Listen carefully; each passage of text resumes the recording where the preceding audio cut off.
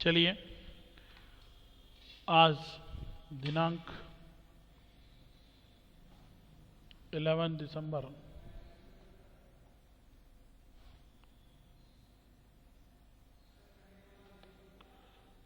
Sir कल के answer सही थे क्या जो मैंने आपको भेजे थे? 11 दिसंबर 2020, चैप्टर नंबर पहले 14.2 क्लास 8। सबसे पहले जिस किसी को भी कोई सवाल में कोई प्रॉब्लम हो वो पूछ सकता है। आपने जो भेजे थे मैंने चेक कर लिया, उस पर लिख दिया था मैंने ओके। आपने पढ़ा नहीं मेरे जो प्रश्न, सर ठीक है? कोई प्रॉब्लम? फोर्थ। सर कोई नहीं। ओके का मतलब समझते हैं आप? या आपके आंसर हाँ सही सर। है? Yes sir. ठीक है। इन्होंने बोला फोर्थ का 4 पढ़ाते हैं। एक्स की power 4 minus y plus z की पावर 4। अब देखिए यहाँ पर एक सरसमीका लगती है। अगर हम सर एक्स 4 का हुआ एक्स स्क्वायर का square minus y plus Z का 4 करें तो वाई प्लस जेड का स्क्वायर का स्क्वायर ही है, ठीक है? अब हमारे पास Yes. जो सरसमीका होती है वो होती है ए स्क्वायर माइनस बी स्क्वायर बराबर ए प्लस बी ए ए माइनस। माइनस। तो यहां देखिए अपन इसको क्या करेंगे भाई, एक बार जोड़ देंगे x square plus y plus Z का होल स्क्वायर, और दूसरी बार में क्या करेंगे x square minus x minus Z square. Y plus Z का स्क्वायर। तो एक बार जोड़ा तो जोड़ेंगे जब इसको, इसकी सरसमीका खोलेंगे तो y square plus 2 Y Z plus Z square, और यहाँ भी ऐसा ही करेंगे। ये एक्स स्क्वायर अपने जगह माइनस अंदर कोष्टक में एक और कोष्टक में करेंगे कि Y square Y plus Z का होल स्क्वायर जो है ये यही कर लेंगे 2 Y Z plus Z square. कोष्टक को खोल लीजिए, X square plus Y square plus 2 Y Z plus Z square, X square minus Y square minus 2 Y Z minus Z square. Any problem? No sir. No sir. Sir no. Any question? No sir. Third का ninth. हाँ जी, third का ninth. Third का 9th। ये third का 9th। ये question मैं भी आपको बता दूं, जिसने भी पूछा है मैं पढ़ा चुका ये क्वेश्चन, लेकिन किसी को याद, ये पढ़ा चुका मैं क्वेश्चन। आपको उदाहरण नंबर बता देता हूं मैं, किसी को याद नहीं है तो उदाहरण नंबर 3 निकालो, पेज नंबर 228 पे।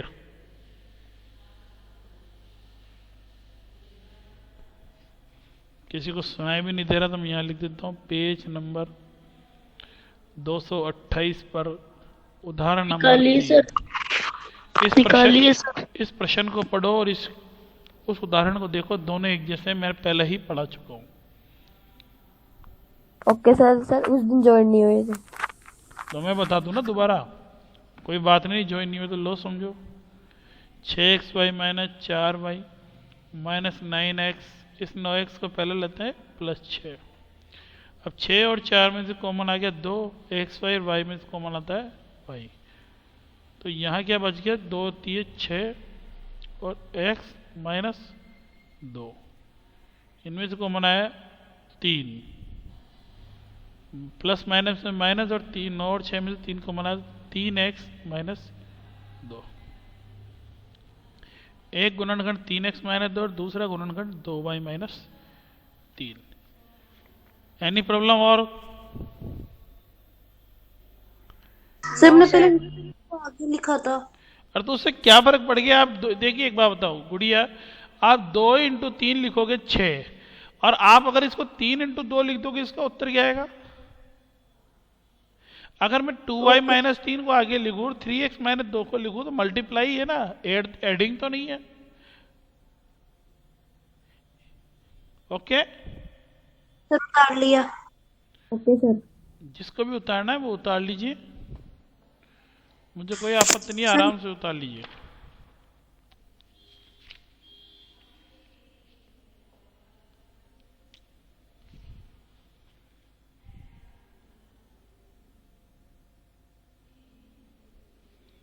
जब सबका उतर जाए तब बोल देना मुझे। तो सर हो गया। हो गया। No sir. देखो एक का जवाब होता है नो, तो बिल्कुल आराम से उतारने दो। जिसका नहीं उतरा ना वही बोले, जिसका उतर गया ना वो कोई भी नहीं बोलेगा।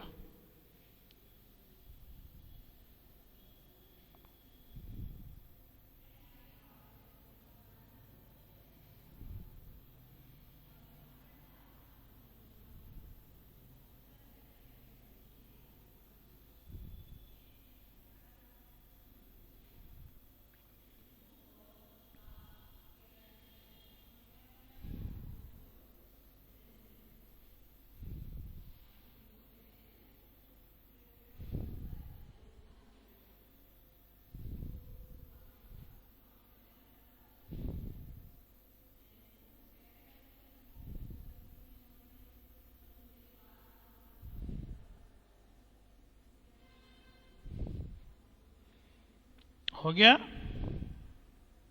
No sir. आराम से उतार ले मेरे भाई।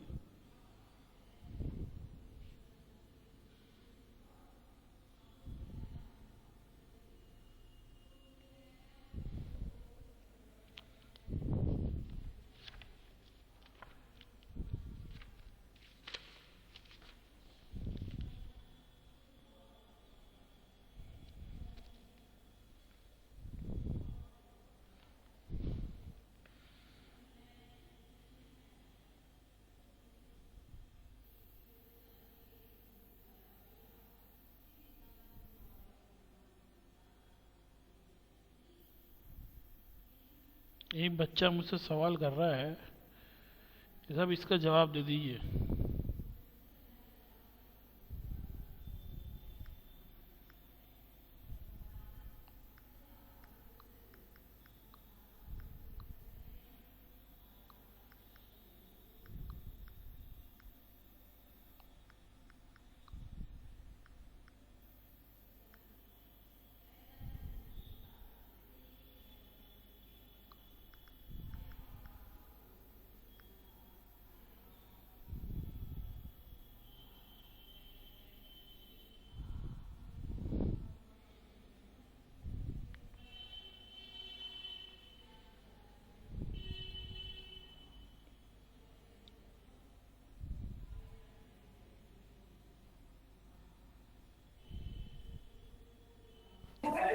सर हो गया।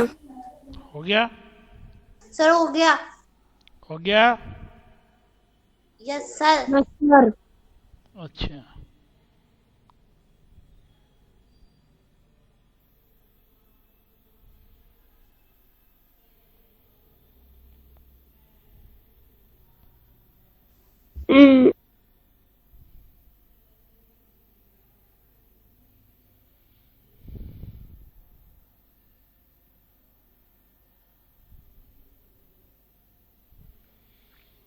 चलिए मैं आपको एक चीज़ बताना चाह रहा हूँ कि आपका जो सिलेबस है मैंने आपके डाला था, आपको याद हो तो। Yes sir. सर 14 प्रश्नावली हो गई यस। क्योंकि सर बाकी पूरी पॉइंटेड गई, 2 ही है। इसमें 14 प्रश्नावली में भी देख रहा हूँ जो मैंने आपको डाला था, केवल भूमिका और गुणनखंड है। बीजीय व्यंजकों का विभाजन हटा दिया, बहुपद का बहुपद विभाजन हटा दिया, क्या आप त्रुटि गैर ज्ञात कर सकते हैं, ये भी हटा दिया। 2 पॉइंट थे, दोनों मैंने बढ़ा दिए। 4 नंबर की प्रश्नावली है ये, जो 14.1 और 14.2 थी। ठीक है, किसी को पूछना और कुछ? सर अगली कौन सी पढ़ाओगे? अभी मैं एक एक बात कर रहा हूँ ना, किसी को कुछ पूछना है? नो हाँ, सर। ठीक है। सर हफ्ते में एक दिन कॉपी चेक करानी है ना? बिल्कुल, हम आपको टाइमिंग वगैरह सब भेज देंगे भाई, आज इस क्लास का इतने बजे ये बालक आएगा। आप चिंता, अभी तो ग्रुप में जैसे गवर्नमेंट हमारे को सूचना देती है हम आपको भेज देते हैं, भेजी थी ना मैंने। बस सप्ताह में 2 बार आना पड़ेगा, एक बार होमवर्क लेने, तो उस दिन कॉफ़ी या तो ग्रुप में डाल देंगे चेक करा जाओ, दूसरी बार फिर चेक करा जाओ, ये डाल दीजिएगा। सर अगर तो फिर हाँ जी, अगर कोई निवाई से बहुत दूर हो तो फिर? वो उसकी व्यवस्था है, हमारी नहीं व्यवस्था ये, हम थोड़ी आएंगे आपके पास। आप तो ये कहना चाह रहे हो बस गुरु जी आ जाए घर में हैं? नहीं सर। तो फिर यही बात है। देखो अपनी अपनी व्यवस्था के अनुसार, अभी जैसे स्कूल चलते तब नहीं आते क्या, वो निवाई से दूर है तो स्कूल पढ़ने आते हैं ना। सर तो चलो हाँ अभी सर आते। बोर्ड का फॉर्म भरना है तो भी आते हैं। सर जो आपने कल भेजा था ना उसमें क्या था, 40% अंक का मूल्यांकन वाला? मेरी भी समझ के बाहर है बेटा, वो भी जब होगा तब मैं आपको बता दूंगा, अभी मैंने उसको पूरा पढ़ा नहीं। मौखिक परीक्षा कैसे होगी? जैसे होती आई है वैसे होगी, और कैसे होगी? सर मतलब स्कूल में जब होगी मौखिक परीक्षा या ऑनलाइन होगी? ऑनलाइन कुछ भी नहीं होगा, सब होगा ऑफलाइन ही होगा। ये ओके आपको सर। अभी समझा दूं मैं। चलिए अब आप अपन पढ़ते हैं 11वीं प्रश्नावली, चैप्टर नंबर 11। सिर्फ वो दो ही प्रश्नावली आएगी ना, 14.1 और 2? बस वही आएगी, छत्रमिति। ये पूरी आएगी, इसको पूरा पढ़ना पड़ेगा अपने को। छत्रमिति होती क्या है, जानते हैं आप इसके बारे में? छत्रमिति क्या होती है? कोई आप में से एक बालक उदाहरण के साथ छत्रमिति ये होती है? No sir.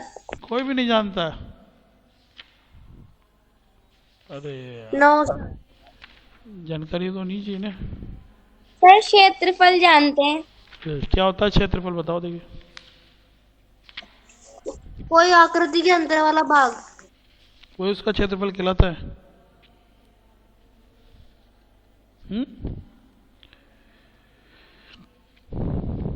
चलिए सबसे पहले इसकी जो है इंट्रोडक्शन पढ़ाता हूं मैं आपको। क्या है क्षेत्रफल? सबसे पहले सर मतलब 1 मिनट रुको, पहले परिमाप। परिमाप क्या चीज होती है, इसको 3 नाम से पहले परिमिति, परिमाप, एक चक्कर की लंबाई,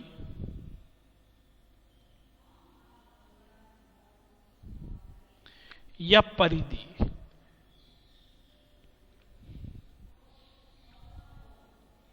इंग्लिश में इसको बोलते हैं पेरीमीटर या सर्क्यूम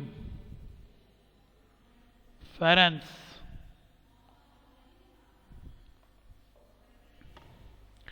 देखिए मैं आपको परिमाप, परिमिति, एक चक्कर की लंबाई, परिधि और इन चारों को अंग्रेजी में नाम बोला जाता है, जैसे परिमीटर या सर्क्यूम फेरेंस। अब परिमाप किसी भी चीज का हो सकता है, आपके आयत का हो सकता है, वर्ग का हो सकता है, चतुर्भुज का हो सकता है, वृत्त का हो सकता है, त्रिभुज का हो सकता है, किसी भी आकृति का हो सकता है। आयत का होगा तो आप भी जैसे आयत का होगा तो एक चक्कर की लंबाई आप कहीं से राउंड यहां से शुरू होते हैं यहां आके खत्म होते हैं, तो ये परिमाप हो गया। वर्ग भी वही है, चतुर्भुज वही है, वृत्त है तो वो एक चक्कर की लंबाई उसकी परिधि कहलाएगी, ट्राइंगल है तो भी उसका परिमाप ये कहलाएगा। तो परिमाप क्या होता है कि किसी बंद समतल आकृति, समतल आकृति की सीमा ये चारों ओर की दूरी उसका परिमाप कहलाता है। और की दूरी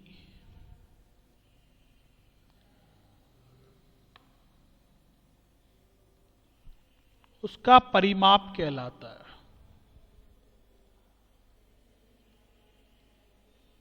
सर इसके ऊपर वाली लाइन भी उतारनी है क्या?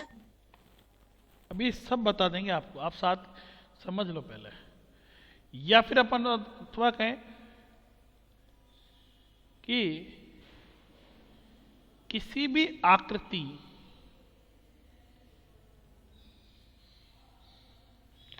के चक्कर की लंबाई, एक चक्कर की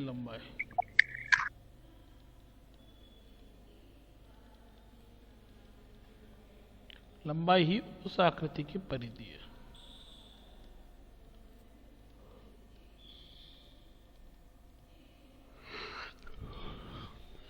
परिमाप है, परिधि है, ठीक है। Yes sir. और क्षेत्रफल क्या कहलाता है? कि किसी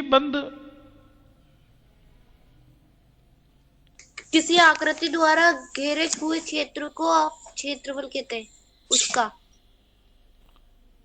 आकृति द्वारा घेरे हुए क्षेत्र को, सर घिरे हुए घिरे हुए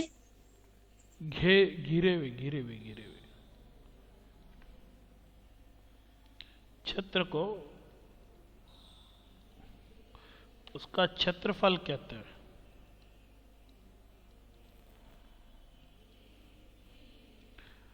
कोई भी आकृति है, जैसे आयत है, तो उसके अंदर कितनी इसने कितना इसको घेर रखा है चारों तरफ से, तो ये इसका क्षेत्रफल है। वृत्त ने इस आकृति, पूरी समतल आकृति में इस आकृति की बना रखी, ये कितना घेरा बना रखा है, त्रिभुज में कितना काम में ले रहा है, ये क्षेत्र का क्षेत्रफल कहलाता है। आप इसे उतार लीजिए, फिर आगे इसके कुछ फॉर्मूले पढ़ाते हैं। सर फर्स्ट लाइन में उतारनी है क्या? उतार लो ना, उतारने मना दी है क्या किसी चीज की? किसी की मना दी नहीं है बेटा। सर इस सीमा के चारों ओर के आगे क्या है? सीमा के चारों ओर की दूरी।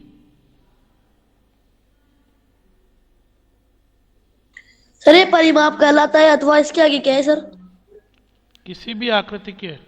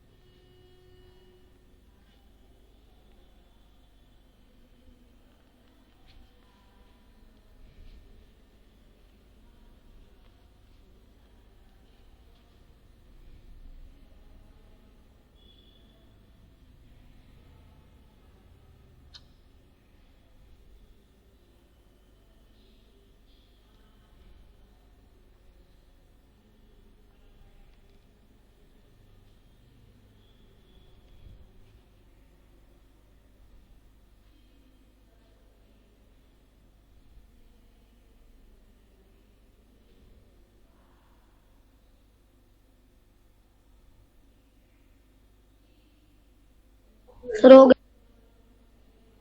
नहीं हुआ सर हो गया। सर, नहीं हुआ जिसका नहीं हुआ वही बोले। सर, अभी नहीं हुआ।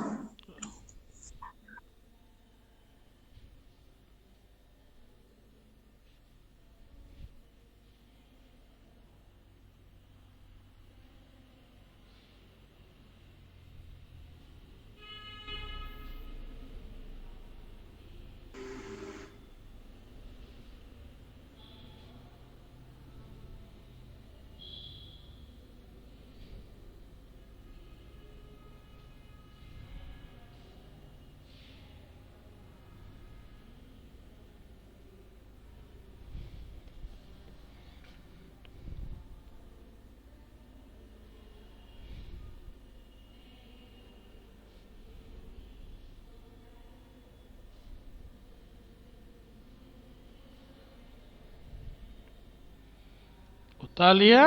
सर लैपटॉप आ गया। सर नहीं उतारा। 10 बज गए कि तेरे? घर सर जाने नहीं की उतारा। घर जाने की जल्दी तो चल जाओ।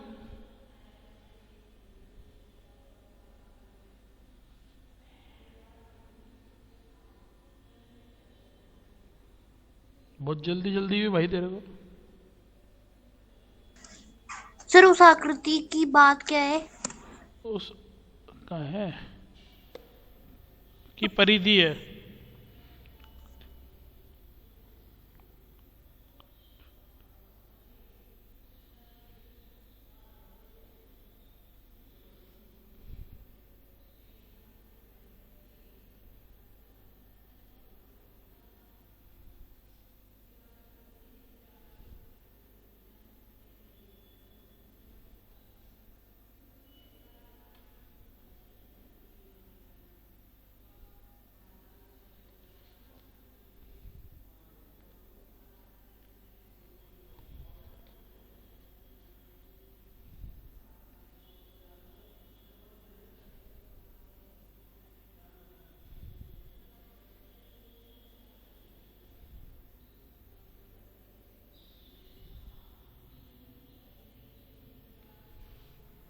हो गया? सर हो गया।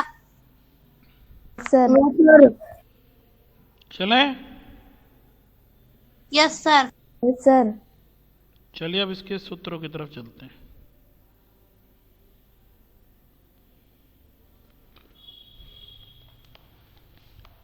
क्या क्या सूत्र है देखते हैं। कुछ फॉर्मेलिटीज वाले सूत्र हैं नॉर्मल। देखिए पहला नंबर डाल के लिखते हैं अपन आयत, आकृति है।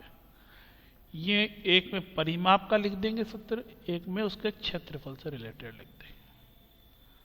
ठीक है। आयत का परिमाप का सूत्र आप जानते हैं, सीधा 2 गुणा लंबाई प्लस चौड़ाई। लंबाई प्लस चौड़ाई। लंबाई प्लस चौड़ाई। आयत का क्षेत्रफल लंबाई इंटू चौड़ाई। लंबाई इंटू चौड़ाई।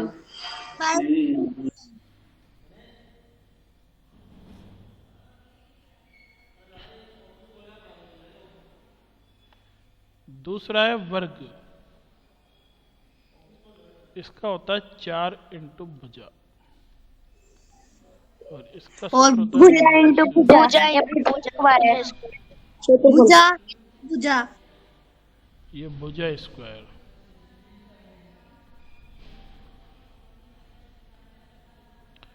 इसके बाद है त्रिभुज। अब त्रिभुज में 3 क्या? इंटू भुजा। शांति 3 रखो, इंटू एक तो मत बोलो मत बोलो मत बोलो। तीनों भुजाओं का योग। देखिए त्रिभुज किसी भी प्रकार का हो, केवल समबाहु त्रिभुज को छोड़कर ही सब में तीनों भुजाओं का होगा। और समबाहु त्रिभुज का जो परिमाप है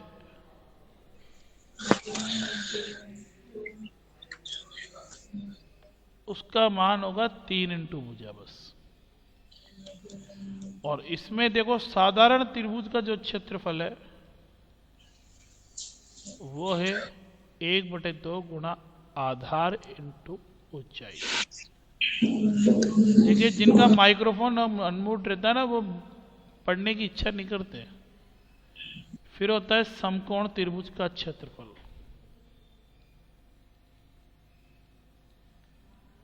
उसका भी सूत्र यही होता है 1/2 गुणा आधार इंटू ऊंचाई। तीसरा होता है समबाहु त्रिभुज का क्षेत्रफल। अगर आपके कोर्स में होगा तो मैं तो लिखवा देता हूं, √3/4 इंटू भुजा स्क्वायर आ जाएगा। और नहीं होगा, चौथा होता है समद्विबाहु त्रिभुज का क्षेत्रफल।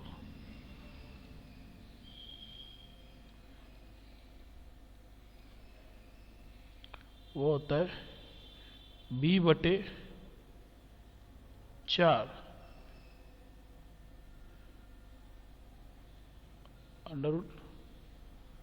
B/2 होगा। 4a² minus b²। तो इस तरह से अपन इसको निकाल सकते हैं। आप इसे उतार लीजिए।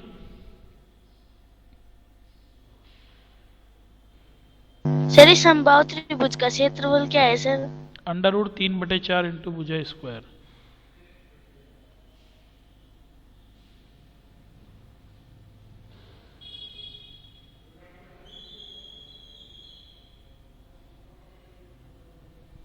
सर इस संधिबाहु त्रिभुज के आगे क्या है? b/2 के आगे। b/2 √4a² minus b²।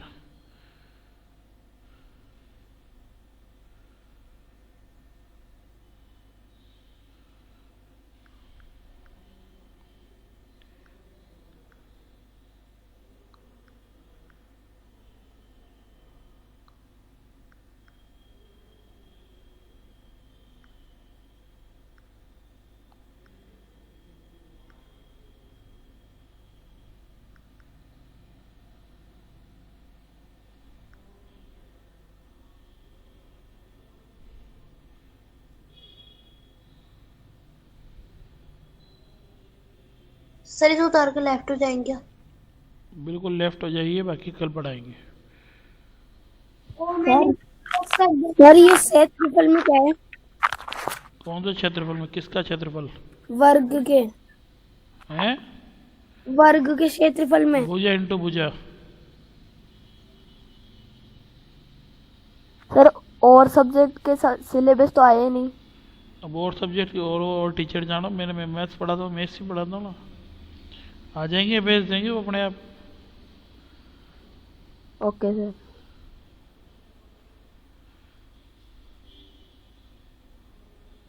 ठीक है।